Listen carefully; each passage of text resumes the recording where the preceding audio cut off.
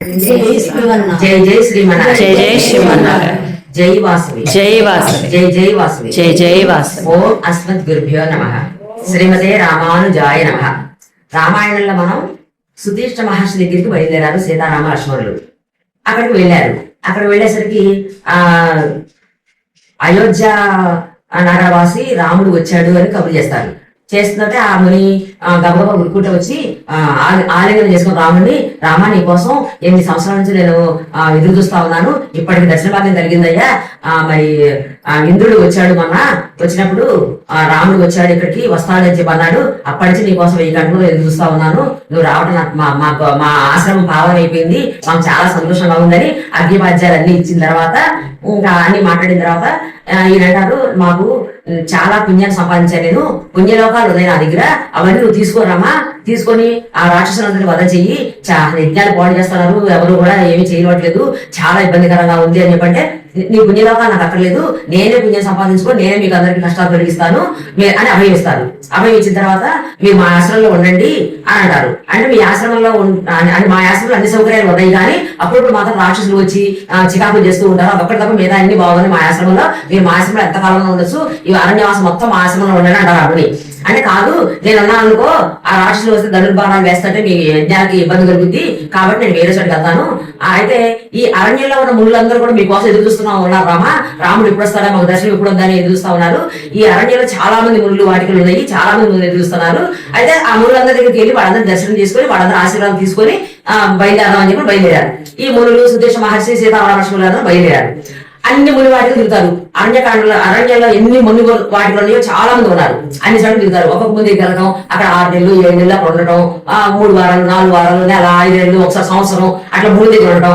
అన్ని ముని వాటికి తిరిగి అందరు ముని దగ్గర ఆశీర్వాదం తీసుకుని అందరికీ దర్శనం కల్పించారు రాముడు. అందరూ వీళ్ళ కోసం ఎదురు చూస్తున్నారు, రాముడి కోసం ఎదురు చూస్తా ఉన్నారు. ఇక వాళ్ళందరూ కోరిక తెచ్చి చేస్తారు. చేసిన తర్వాత అప్పుడు సీతమ్మ అంటది రాముడితోటి, రామా నీకు అన్ని ధర్మాలు తెలుసు, ధర్మమే ముఖ్యం, మనం ఏమి చేయని వాడిని మనం ఏం చేయకూడదు కదా, మనకు ఏమైనా చేస్తేనే మనం ఎవరైనా చేయాలి, ఈ రాక్షసులు కూడా మనకి ఏం చేయలేదు, నువ్వెందుకు ఈ రాక్షసులు చంపుతానంటున్నావు, అధర్మం కదా, నీకు చెప్పినంత దాని కాదు నేను, కానీ మన జోలికి రాని వాళ్ళని మనం ఎందుకు కష్టపెట్టాలి అని చెప్పంటే, సీత నువ్వు అన్ని ధర్మాలు తెలిసినారు, జనకరాజు పుత్రువి, నీకు అన్ని తెలుసు, నువ్వు బాగానే చెప్పావు, కానీ మునులందరూ ఏం చేయకుండా వాళ్ళు వచ్చి వాళ్ళని ఇచ్చేస్తున్నారు, కాబట్టి వాళ్ళందరూ వచ్చి నన్ను శరణ వేడారు, అప్పుడు నేను వాళ్ళకి అభయం ఇచ్చాను, కాబట్టి మన రాజులుగా మన ధర్మం నెరవేర్చాలి అని చెప్పి చెబుతాడు.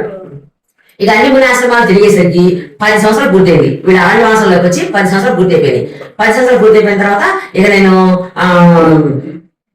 బయలుదేరతాను, అగస్త్యుడి దగ్గరికి వెళ్తాను, అగస్త్యుడి దగ్గరికి వెళ్తాను, ఇక మీరు వెళ్ళాలని చెప్పి వీళ్ళందరినీ పంపించేసేసి సీతారామలక్ష్మణులు బయలుదేరారు. మాకు దారి చెప్పండి ఎట్లా వెళ్ళాలో అంటారు. వీళ్ళు దారి అంతా చెప్తారు, అగస్త్యుని ఆశ్రమానికి ఎలా వెళ్ళాలో దారి అంతా చెప్పారు. వీళ్ళు వెళ్ళిన తర్వాత ముందు తమ్ముడు ఆశ్రమం వస్తుంది, మీరు అక్కడ ఈ రాత్రి నిద్ర చేయండి, మళ్ళీ తెల్లారి ప్రయాణం చేసి వీళ్ళ పలానా దారి వెళ్ళాలని చెప్తారు.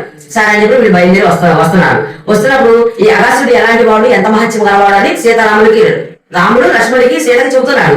ఏమనంటే, పూర్వకాలంలో నిల్వలుడు వాటాపి అని 2 ఉన్నారు, రాక్షసులు. వాళ్ళేమో మునుల్ని చంపాలని చెప్పని కపటంగా ఏం చేస్తారు, ముని దగ్గరికి వెళ్ళి, ఈ రోజు మా ఇంట్లో ఆబ్జేకం, మీరు రండి, భోక్తగా భోజనానికి రండి పిలవడం. పిలిస్తే ఈ వాతాపేమో వాతాపిని కలవడి ముక్కలు కోసి మేక మారుతాడు అతను. ఆ మేకని ముక్కలు కోసి వంట చేసి ఈ బ్రాహ్మణులు పెడతారు. పెట్టిన తర్వాత తిన్న తర్వాత చేయగలుగుతున్న తర్వాత ఆ వాతాపి రా అని చెప్పి పిలిస్తే వాడికి ఆ వాతాపికి ఈ విద్య వచ్చు, ప్రాణం పోయినా కూడా వచ్చే విద్య వచ్చు, మృత సంజీవుని విద్య వచ్చు. దాంతో అతను మారిపోయి మేకలా మారిపోయి పట్టు చూసుకొని బయటకు వచ్చేవాడు, ఆ ముని చచ్చిపోయేవాడు. అట్లా 100 మంది మునల్ని చంపేశారు వాడు. అప్పుడు ఈయనకి తెలిసింది, ఎవరికి, అగస్త్యుడికి తెలిసి వీళ్ళని కాపాడాలని చెప్పని ఆయనే భోక్తగా వచ్చాడు వీళ్ళ దగ్గర. ఒక రోజు భోక్తగా వస్తే ఏం చేశాడు, ఎప్పుడానే మేఘలా మారాడు, ఆ ముక్కలు కోసి వంట చేసి పెట్టాడు. ఆయన తిని ఏం చేశాడు, వాతాపి జీర్ణం అనేసుకున్నాడు. అనేసుకుంటే ఆ మాంసం ముక్కలు మాత్రం జీర్ణం అయిపోయింది. ఇంకా బతికెట్లా వస్తున్నాడు రాడుగా. ఈయన ఎప్పుట్లాగా ఆయన చేయబెట్టుకున్న తర్వాత వాతాపి రా అని పిలుస్తాడు. పిలిస్తే ఇంకెక్కడ వాతాపి, ఇంకెక్కడి వస్తాడు, నా పట్ల జీర్ణం అయిపోయాడు అని చెప్పి దుర్వాసుడు చెప్తాడు. మా తమ్ముడిని చంపేశావా అని చెప్పి నుప్పులు కొట్టుకుంటూ వస్తా ఉంటాడు. కలవాడు వస్తా ఉంటే ఈయన బాగా కళ్ళు తీసేసి నుప్పులు కొమ్మరిస్తే మాడి మసిపోయాడు. అలా చేశాడు, ఆయన అంత మహిమ కలవాడు అని చెప్పి వేళ చెప్తాడు. చెప్పి ఒకసారి హిమవత్ పర్వతం ఒక సూర్యుడికి అడ్డం వచ్చిందట వెళ్తురు ఎవరికి రాకుండా. అప్పుడు ఒక మాటతోటే ఆ పర్వతాన్ని పక్కన చెప్పేశాడు. అంత మహత్యం గలవాడు ఈయన అని చెప్పని చెప్తాడు. చెప్తే అట్లా ఆ తమ్ముడు ఆశ్రమం వచ్చింది. ఆ తమ్ముడు ఆశ్రమంలో వెళ్ళారు. ఆ రైతు అక్కడ ఉన్నారు. తెల్లవారి బయలుదేరి వెళ్తారు. బయలుదేరి వెళ్తూ అగస్త్యుడి దగ్గరికి వెళ్తారు.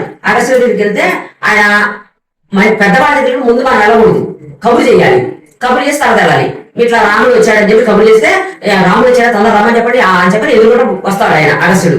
వచ్చిన తర్వాత సీతారామలక్ష్మణుడు తీసుకెళ్తారు. వారికి వీళ్ళకి అందరికి మర్యాద చేసి అన్ని చేసిన తర్వాత ఆయన దగ్గర బాణాలు ఉంటాయి, మంచి బాణాలు. వాటికి బంగారం, మనకి బంగారం తగిలించి ఉంటది. అది ఆయన ఇంద్రుడు ఇచ్చాడు ఈయనకి తపశక్తి వల్ల. ఆ ఇంద్రుడు నాకు ఇచ్చిన తపశక్తి వల్ల బాణాలు ఉన్నాయి రామా, ఈ బాణాలు నువ్వు తీసుకొని నువ్వు వాడు. మరి ఇట్లా రాక్షస సంహారం కోసం నువ్వు వచ్చావు కదా, మరి ఇట్లా మా ఆశ్రమంలోనే ఉండమని చెప్పి అనొచ్చు నేను, కానీ నువ్వు ఉండవని నాకు తెలుసు అని చెప్పని అంటాడు. అంటే మరి మేము ఎక్కడ ఉండాలో మాకు మార్గనిర్దేశం చేయండి, మేము ఎక్కడ ఉండాలో మాకు చెప్పండి అని చెప్పారంటే ఆయన కాసేపు ధ్యానంలో కళ్ళు మూసుకొని ఎక్కడ ఉండాలి, పంచవటి అని ఒకటి ఉన్నది, పక్కనే గోదావరి నది పాకుతా ఉంటది, మీరు ఆ పంచవటిలోకి వెళ్ళి ఉండండి.